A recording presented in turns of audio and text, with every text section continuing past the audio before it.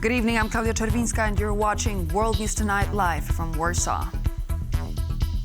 The Czech Republic is electing a new parliament. The most likely scenario is former Prime Minister populist Andrej Babiš returning to power. If so, what will be the repercussions for the country and for the rest of Europe? We will bring you more on that in just a moment, but first let's take a look at the rest of our top headlines of today.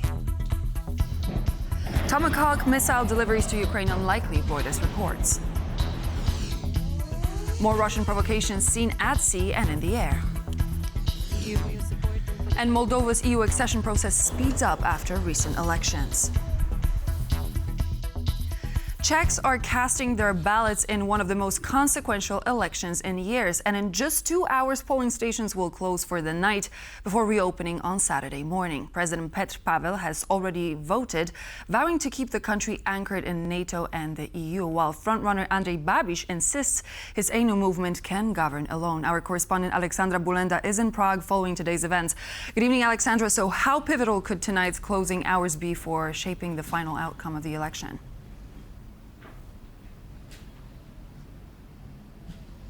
Good evening. Pivotal indeed, as now Czech polling stations have nearly closed for the night. That's true, but political messages keep coming.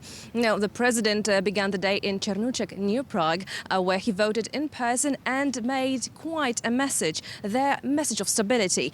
He reminded voters that once the ballots are counted, now the presidency is more than just a ceremonial role. Under the Czech Republic's constitution, the head of state who appoints Prime Minister, and Petr Pavel has vowed to use those powers now to keep the country anchored in NATO and European Union, regardless on who emerges victorious. And here is what he told me today.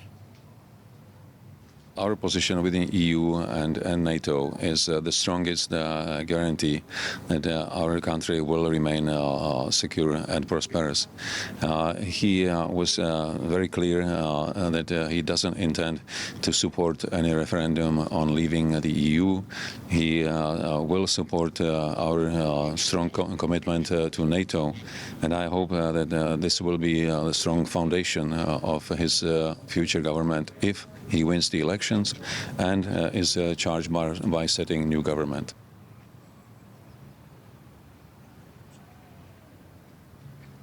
That stance has raised the stakes for Andrej Babiš, now the populist frontrunner of ANO party, who continues to lead in the polls with around 30%. Now, Babiš spent much of the campaign promising tax cuts and criticizing Petr Fiala's government for raising living costs. And I even asked him now if ANO is ready to govern alone, and here is what he said.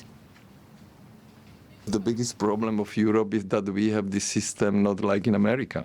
Because when Donald Trump said, okay, I swear, he signed 28 laws and that's it. So we were always in the government in minority, and we never had the chance to have this possibility to decide very quickly.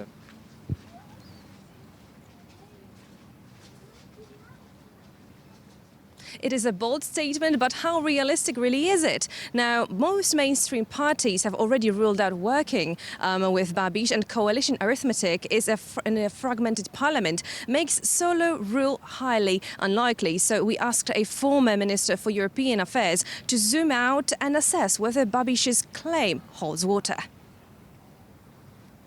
Keep in mind, he's a businessman and he did a lot of business in Northern Africa. So I think when he looks at the world, he sees a bazaar in Marrakesh. And this is actually how he ruled. He was cutting taxes with the central right parties, and then he was increasing social benefit with the communists. So for him, it was very effective because he was delivering to everybody. But the problem is now we're paying all the debts he has made because he spent everything he could and he didn't care about the revenues. For voters, though, the choice remains stark. And polling stations reopened on Saturday morning and will remain open until 2 p.m. So when Czechs will finally know who will steer their country through the next 4 years. Back to you. Sandra Bulenda reporting live from Prague. Local elections are being held in Georgia. However, not everyone wants to cast a ballot. Many Georgians and opposition parties are boycotting the elections altogether, claiming the results has already been determined. It's the 309th day of protests since last year's parliamentary elections, which the demonstrators say were rigged. They're still demanding that the ruling Georgian dream step down. Now, let's go live to Don Arleth, who's in Tbilisi. Good evening, Don. So what is happening in the capital right now, and what is actually expected tomorrow? Good evening. Yes, well, we have a number of protesters who have gathered here, as they have done for the last 309 days in front of the parliament in Tbilisi. Earlier this evening, we had a violent incident at one of the squares in town where 10 people attacked activists and brutally beat them just before these protests got underway. We're not seeing massive numbers. Right now, these protests are very peaceful. Of course, I spoke with some of them and got to get a little gauge of what they're thinking ahead of tomorrow. We don't know exactly how big the showing will be tomorrow. Of course, you mentioned the boycotts. Most opposition parties are boycotting these elections. Only 2 opposition parties are going to participate in these elections. They're hoping that by not participating and also having a big social show out, that this will somehow activate society to reinvigorate these protests. As I mentioned, I spoke to some of the protesters. Let's listen to some of their thoughts. Georgian people are against of this pro-Russian regime already here. We have everyday protest wave here, and tomorrow already it's, I think, final part of this battle, elections. Of course, we Protestants and most part of Georgia have boycott about these elections because it's to say that fake game for us. Because it's final for government is already visible. They want to stall our voices. And of course, talking to many of the people here, you hear exactly that the Georgian dream is controlled by the Russians. They are a proxy of the Russians, and many Georgians simply want to take their country and their future back. Now back to you.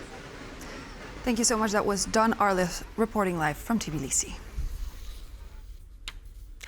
Ukraine is unlikely to receive long-range Tomahawk missiles from the United States, despite frenzied speculation that Washington might approve the sale of weapons for the first time. Reports suggest other missiles may be sold instead. For more on this, let's go live to Kyiv and our correspondent Alex Kadier. Good evening, Alex. So it seems like there's a lot of uncertainty around Tomahawks for Ukraine. What do we know?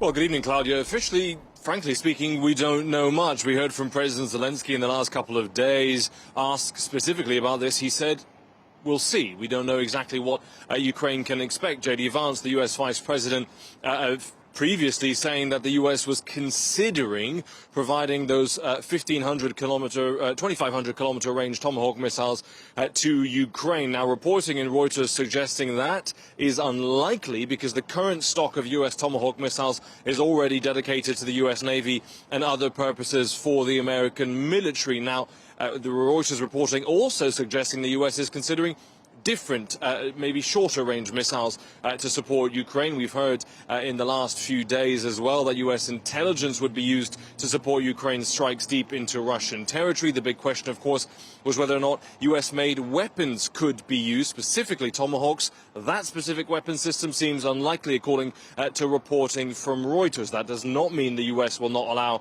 other longer range but shorter than Tomahawks missiles to be shipped here. But again, we don't exactly know what that might look like. What we understand from the reporting in Reuters, the Financial Times, Wall Street Journal and others is that the U.S. is considering the permission to sell longer-range weapons to European partners through the NATO Pearl framework, which could then be shipped to Ukraine. We do not have details on what the alternative weapons might be.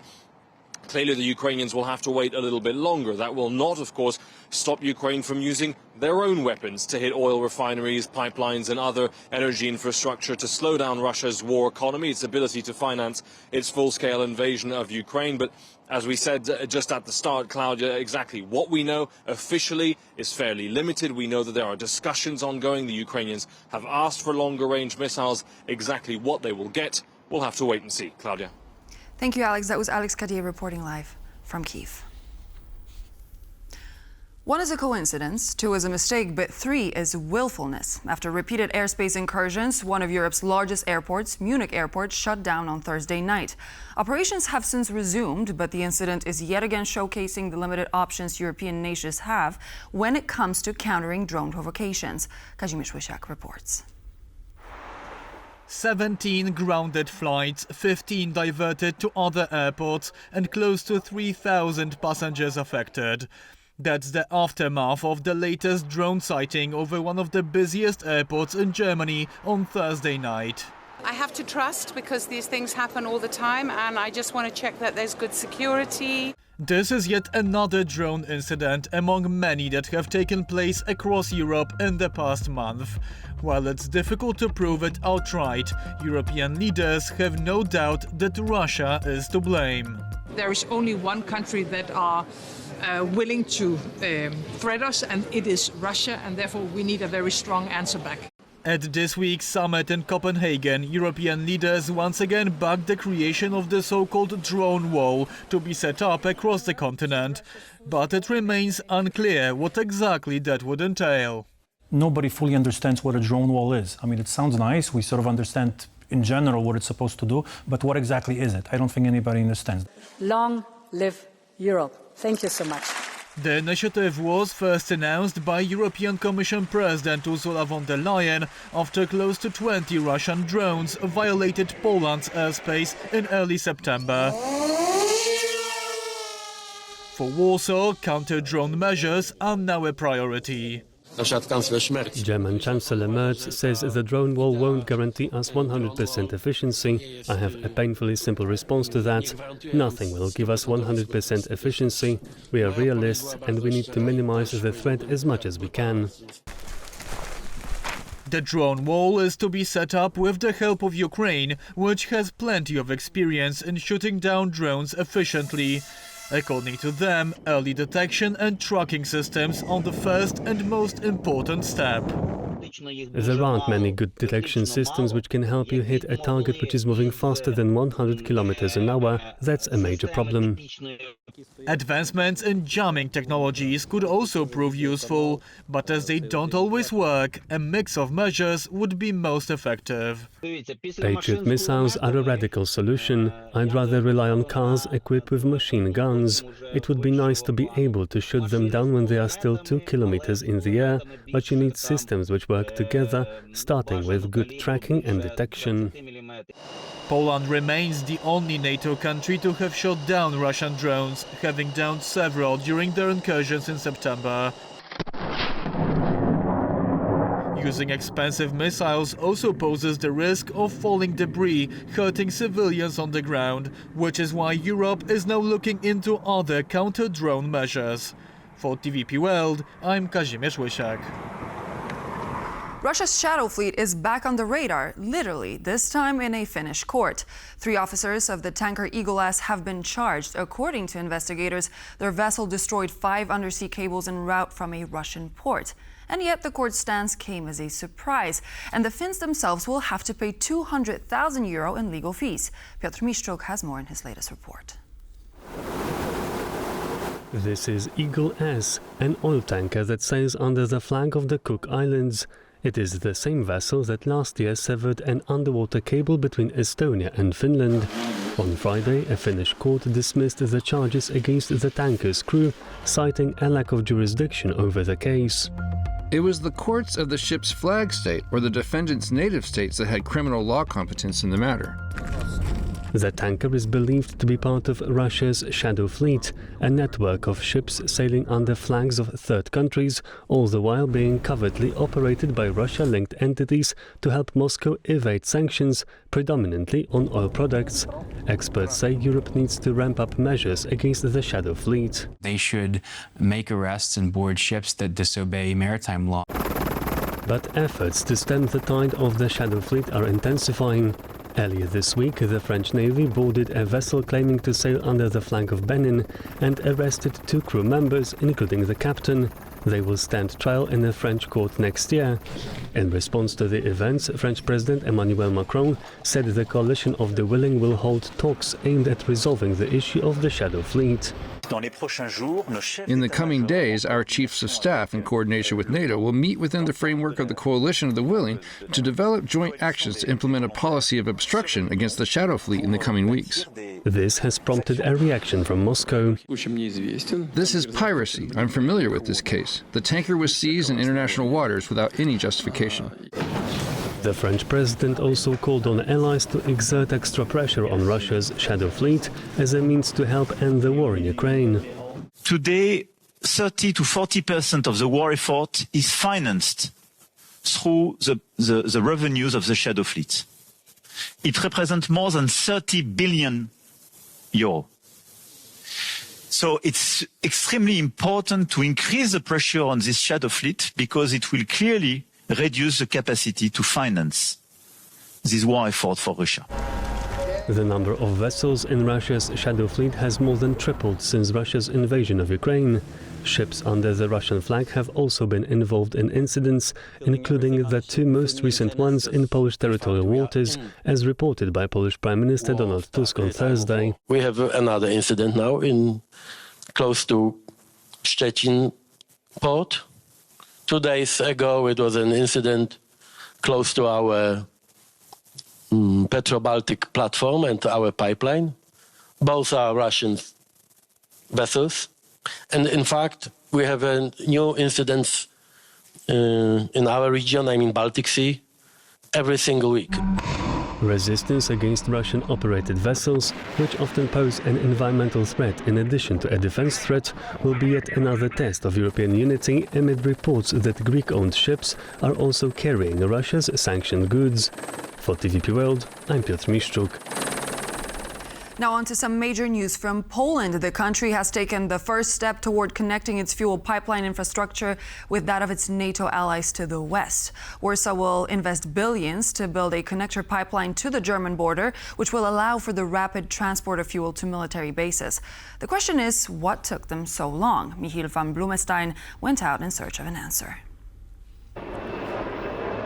It is often said that wars are won with logistics. And modern wars are fought using fuel. In Europe, NATO military bases use special pipeline systems to fuel vehicles, especially aircraft. And one of these systems is the Central European Pipeline System, or CEPS. But despite the name, the pipeline system currently ends hundreds of kilometers from the Polish border. Stored and inspected. That is set to change. Poland has signed a close to €5 billion deal aimed at developing its domestic oil infrastructure to eventually connect to the CEPS network. We are talking about the construction of a 300-kilometer pipeline stretching from the German border to the Perm base near Bydgoszcz. This is one of the largest investments in Polish state security in the last 30 years. Linking Poland to CEPS would make the country less dependent on its domestic fuel infrastructure in the event of a conflict. That is currently a glaring weakness in Poland's defenses, a recent report from the Center for European Studies in Warsaw noted. In the scenario of NATO joint operation on the eastern flank, fuel consumption would likely exceed the supply capacity of the existing infrastructure, even before full-scale hostilities begin. There were plans to connect the Polish energy network to NATO's CEPS when the country joined the alliance in 1999. But those were put on ice, as there was no immediate defense need, and Germany was planning an energy transformation. In accordance to that, the gas and that further on the hydrogen would replace the existing fossil fuels.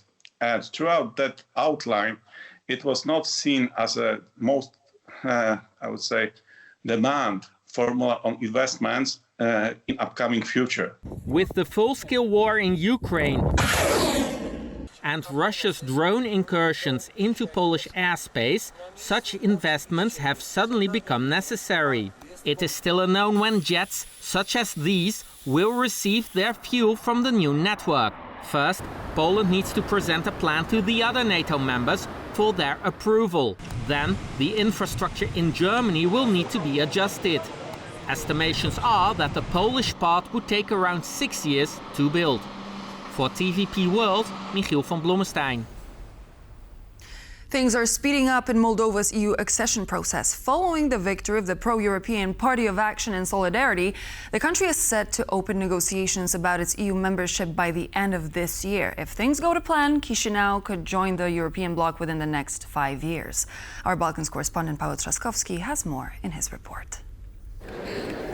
Moldova's President Maia Sandu was at the center of attention during the Copenhagen political summit. Very much. Thank you. She represents a small country that now has an important role to play. Moldova's pro-European Party of Action and Solidarity took a landslide win over Kremlin-propelled pro-Russian camp in Sunday's parliamentary election, riding a wave of EU enthusiasm. The Moldovans clearly said yes to the pro-European path and to European values, freedom, democracy, rule of law.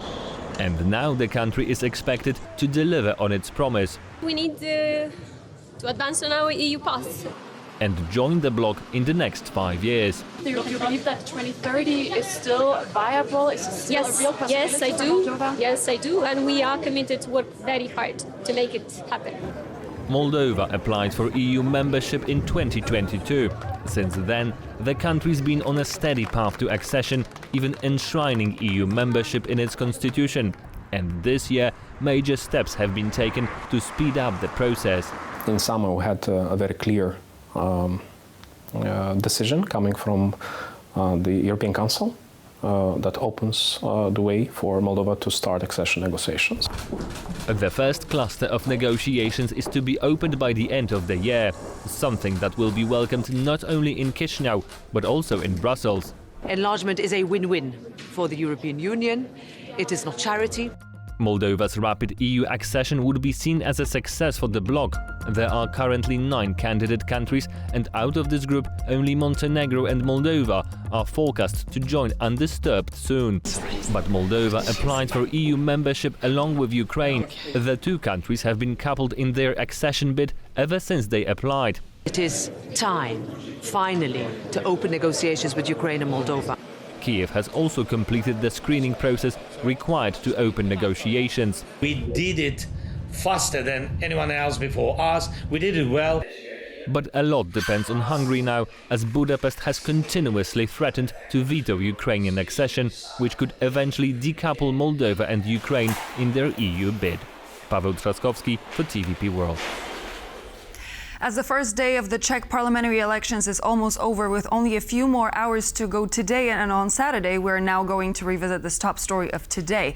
This pivotal parliamentary election could potentially change the trajectory of the country is going to take over the next 4 years, and a lot is at stake. Joining me now is Jiří Péže, former director of New York University Prague and the director of the political cabinet in the office of former President Václav Havel. Good evening and welcome to the program. Thank you for joining me. Good evening. So why do you think that Babiš's ANO party managed to get ahead of Petr Fiala's party in the polls and is likely to win the election? Well, it is not so much that the Babiš party managed to get ahead in the polls because it has approximately the same support it had 4 years ago. It's that the support for the coalition Spolu, that is a coalition led by Fiala's party, dropped by about 10%. And the reason is that the Czech Republic went through some rough times economically. People have not fully recovered. And Mr. Babiš and his movement ANO have been able to use this very skillfully to portray the Czech Republic as an economic disaster, which of course is not true if we look at the numbers, but nevertheless they have managed to convince a significant part of Czech society that the Czech Republic is not doing very well. And that is the main reason for the opinion polls, or the results of the opinion polls that we have seen, and that will probably be reflected in the elections. So why would you say Babiš is a somewhat controversial figure? Why is he a polarizing figure when it comes to the Czech political scene? Well, Mr. Babiš is a populist who has no real program. His movement is not a real political party. It was created by him. He's a billionaire who basically created this movement, owns it, and there is almost no internal democracy within the movement.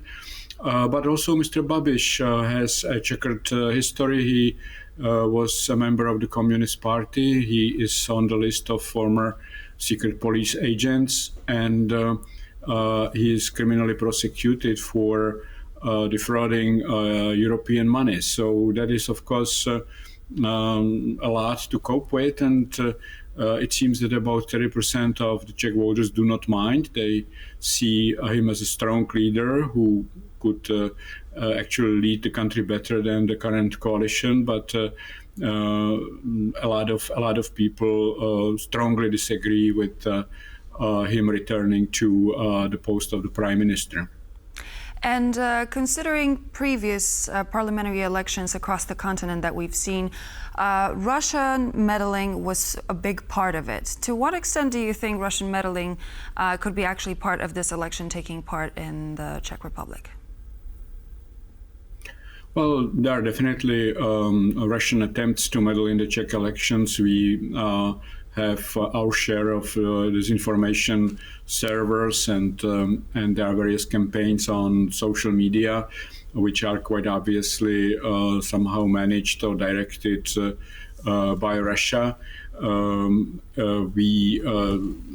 The Czech Republic has been trying to deal with that problem, but as anywhere else, it is very difficult because obviously it is very difficult to trace the real perpetrators of these disinformation campaigns, and so yes, it's been around. Maybe in the Czech Republic it has not been as intense as in some other East European countries that are closer to Russia, but certainly it has played a role in the Czech elections, and we have several parties actually that could make it into the parliament, which are basically repeating Russian propaganda, and they have some kind of tie to Russia. And if Babiš wins, what happens to Fiala's Czech ammunition initiative? Do you think that ANO would actually get rid of it, scrap it? And what actually would this mean for Ukraine? Well, Mr. Babiš says that he would like to get rid of it. He says that it is not very economical, that there is corruption and so on, but the reasons may be personal, simply because Mr. Babiš is a billionaire, an entrepreneur who has not benefited very much, or his companies have not benefited very much from this ammunition initiative, so he is against it. But in general, he may actually not be against increasing the defense budget, because there may be a lot of money also for his companies and for the companies of his friends. And how do you think such change in the Czech government would actually affect Czech Republic's relationship with countries such as Poland and with the European Union as a whole? Well, Mr. Babiš is in the same faction of the European Parliament as Mr. Orbán, and he keeps repeating that he would like to revive the Visegrad cooperation by working closely with Orbán and with Slovak Prime Minister Fico. But of course, that also means that he may get on a collision course with Poland, which right now is not on the best terms with some of those Visegrad countries, especially with Hungary. So I think that if Mr. Babiš takes over and he tries to have sort of relations with Hungary, especially that he puts above good relations with Poland, that may cause a problem.